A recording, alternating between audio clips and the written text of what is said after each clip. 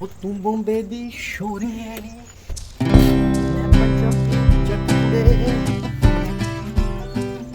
So hello नमस्ते सत श्री अकाल सलाम, स्वागत है आपका एक बार फिर से नए व्लॉग के अंदर। और आज के दिन जो है मुझे 2 साल हो चुके हैं घर से बाहर रहते हुए, यूरोप में रहते हुए 2 साल हो चुके हैं। और इन्हीं 2 सालों के अंदर मैंने क्या सीखा उसी के बारे में ये वीडियो है। और मुझे उम्मीद है जो लोग भी बाहर आने की इच्छा रखते हैं, इंडिया, पाकिस्तान, नेपाल या किसी और कंट्री में बैठे हैं और हिंदी भाषा समझने वाले हैं, वो मेरी वीडियो से कुछ ना कुछ ज़रूर सीखेंगे। और मैं 2 साल से पहले का सफ़र और अब तक का सफ़र जो है उसे बताने की कोशिश करूँगा इस वीडियो के अंदर।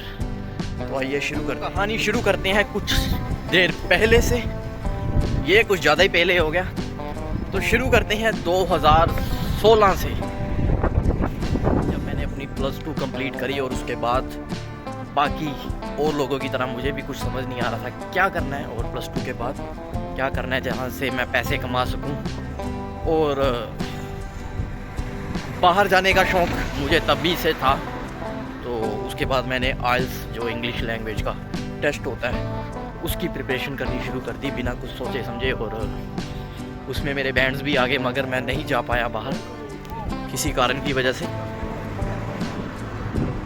और 1 साल जो था उस टाइम पे मेरा आइल्स करने के अंदर 6 महीने मैंने आइल्स में लगाए, और 1 साल मेरा जो है वो उसी में ख़राब हो गया। उसके बाद मैंने जो है 2015 के अंदर एक जॉब शुरू करी कॉल सेंटर के अंदर। कॉल सेंटर में काम करना शुरू कर दिया वहाँ पे। और मैंने सोचा चलो जब तक कहीं नहीं बनता तो कुछ ना कुछ आएगा। जैसे हमारे घर वालों को होता है कि तू वेला बैठा है, कुछ ना कुछ कर, चाहे 5,000 ही लेके आ, चाहे 6,000 लेके आ, कुछ ना कुछ लेके आ घर पे।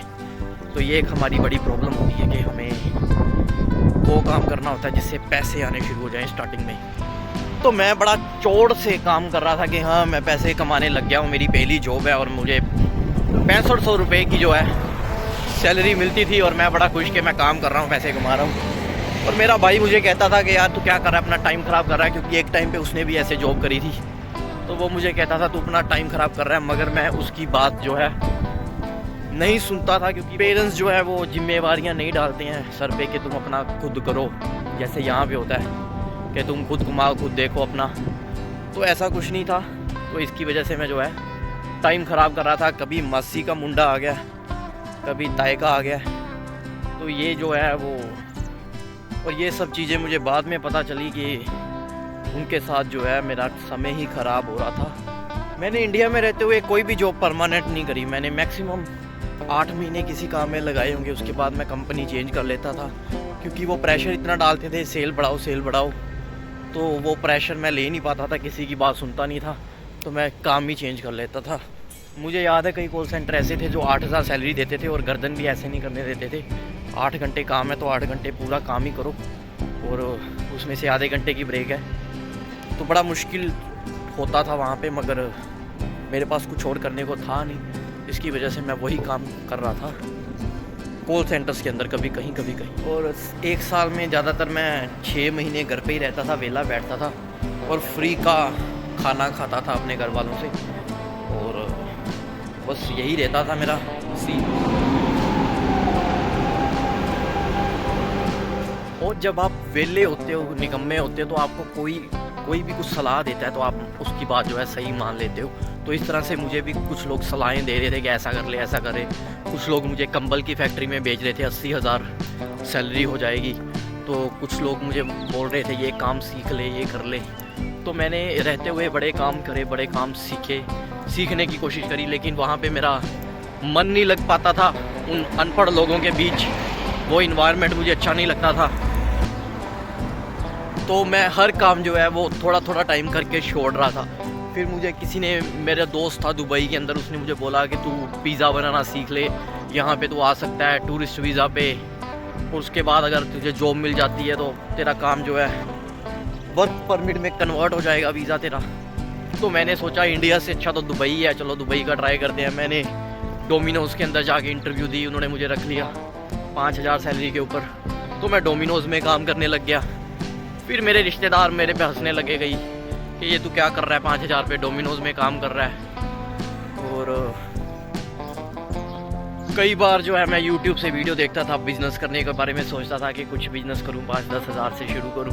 तो मैंने एक वीडियो देख के YouTube से मैं दिल्ली चला गया, वहाँ से मैं आर्टिफिशियल कुछ सामान लेके आ गया बेचने के लिए।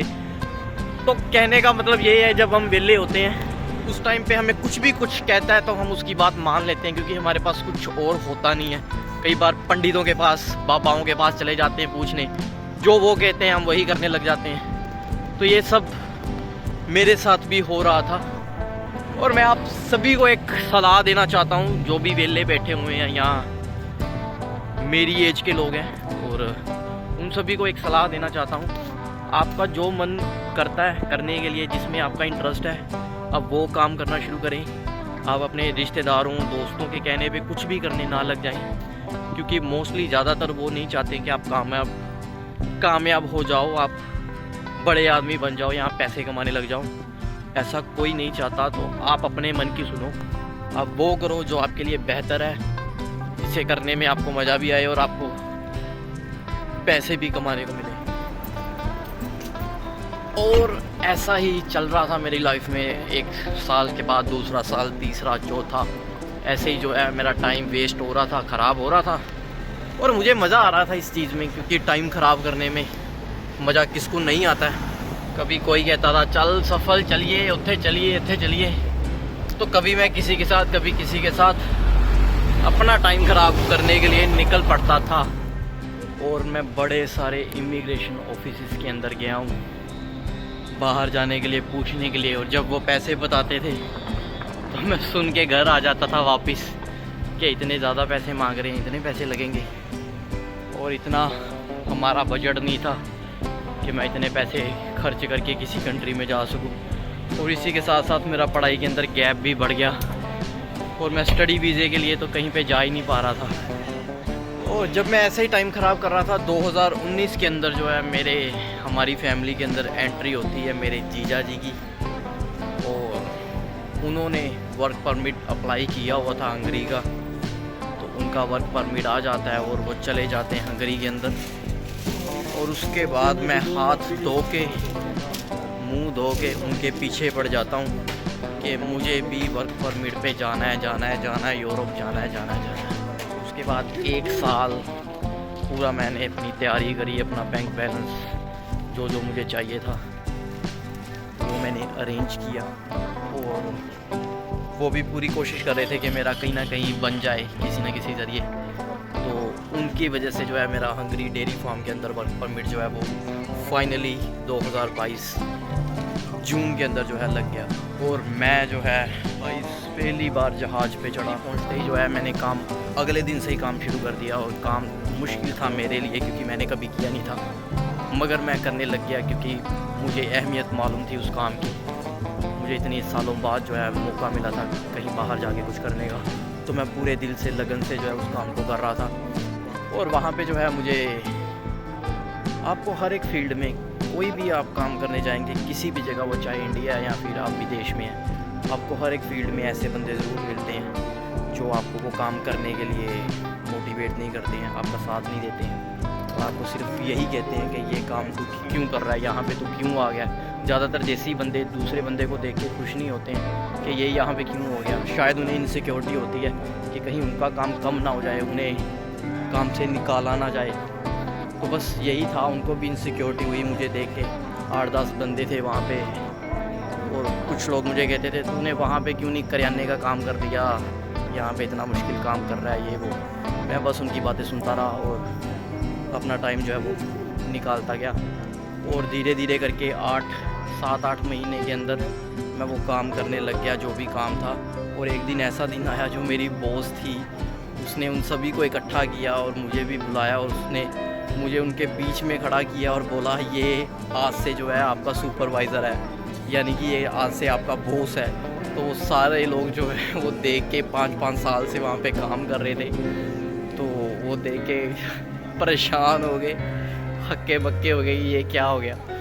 तो जो भी लोग आपसे जलते हैं या जैसा भी है, या आपको काम करने से रोकते हैं या फिर डीमोटिवेट करते हैं, उन्हें करने दें, आप अपनी काम अपनी मेहनत से काम करते हैं, एक दिन आपको उस काम में कामयाबी ज़रूर मिलती है। और फिर मेरे साथ वहाँ पे कुछ इंसिडेंट हुआ जिसकी वजह से वो हंगरी जो है वो मुझे छोड़ना पड़ा। मेरे साथ एक एक्सीडेंट हो गया वहाँ पे।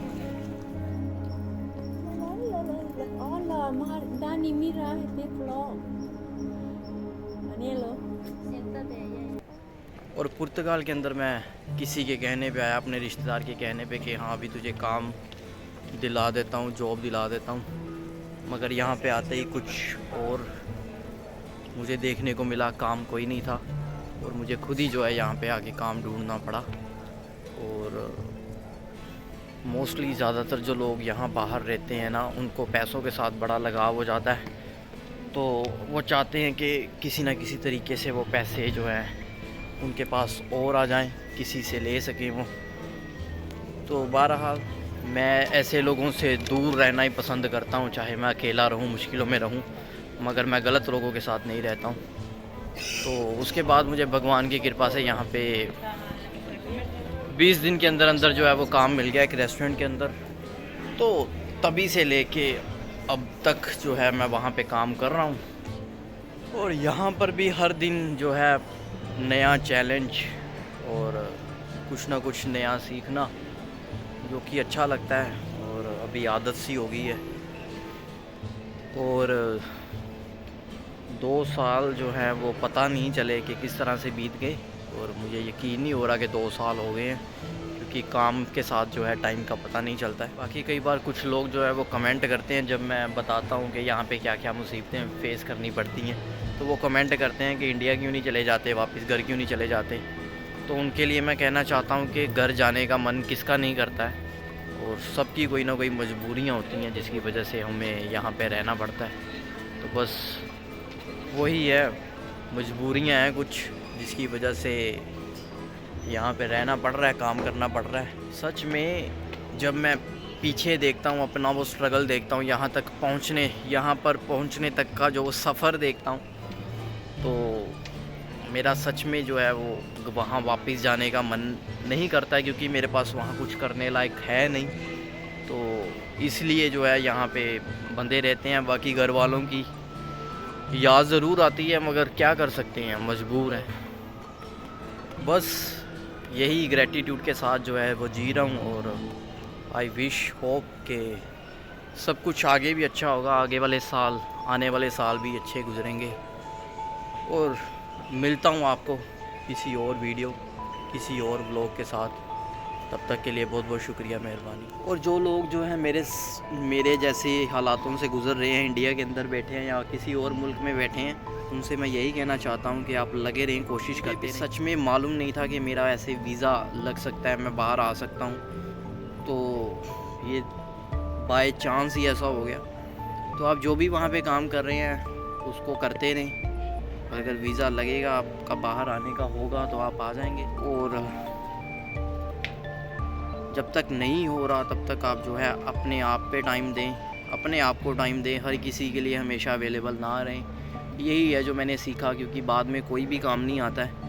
आपको यहाँ पे 1 महीना आने को नहीं होगा कि आपके सारे रिश्ते जो हैं वो छूट जाते हैं मोस्टली, और सिर्फ आपके जो माँ बाप हैं, आपके सके भाई बहन जो है वही रह जाते हैं।